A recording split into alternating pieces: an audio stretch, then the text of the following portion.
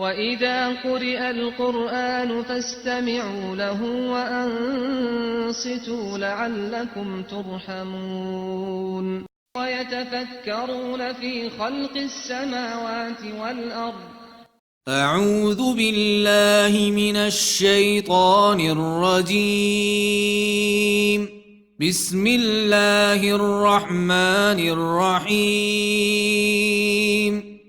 ألهاكم التكاثر حتى زرتم المقابر كلا سوف تعلمون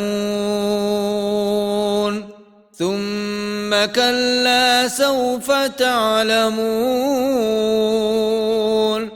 كلا لو تعلمون علم اليقين لترون الجحيم ثم لترونها عين اليقين ثم لتسألن يومئذ عن النعيم. صدق الله العظيم.